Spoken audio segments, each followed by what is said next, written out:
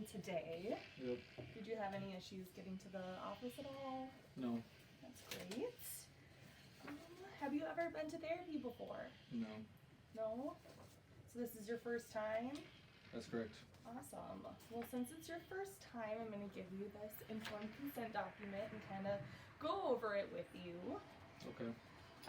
First thing on here is my professional qualifications. So I wanted to let you know that I am a licensed marriage and family therapist in the state of Minnesota. I got my master's in Adlerian psychotherapy at Adler Graduate School. And Adler likes to look at the client as a whole individual. So looking at all the characteristics of them and what makes them a unique individual. So that's incorporated into my work as a therapist. Do you have any questions about that? No. So next on the informed consent document is my personal theoretical framework. And as you can see that my theoretical framework is based in attachment and Adlerian theory. So I focus on how family systems work and assist in building healthy relationships. And I do that through communication and helping you identify like negative coping mechanisms and help you replace them with positive coping mechanisms. Any questions about that? No. I also wanted to let you know I do take a relational approach to therapy. So my first goal as your counselor is going to make sure that we have a good therapeutic relationship. Okay. All right, on to the next page.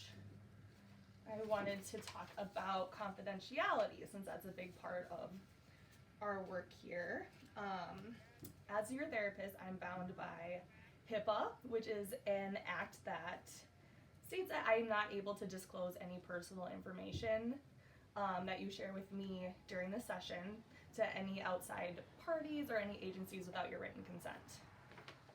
Got that? Yep.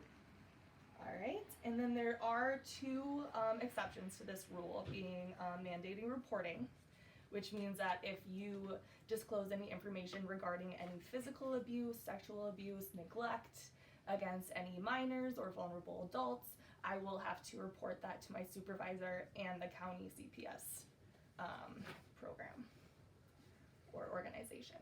Okay. And the other exception to that rule is duty to warn.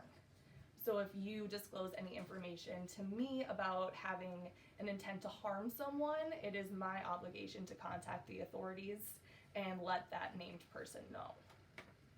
So those are the exceptions to the privacy and confidentiality. So anything other than that will remain confidential. Okay. And I think that's it for informed consent. You can review the document at the end of our session and sign it before you leave. Sound good? Sure. Cool.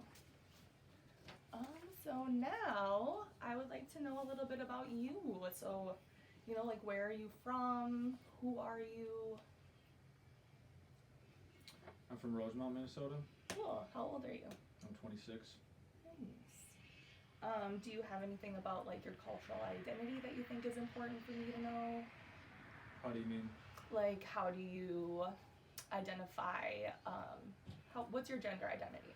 Do you identify as male, female? I'm male. Male, awesome. What's your relationship status currently?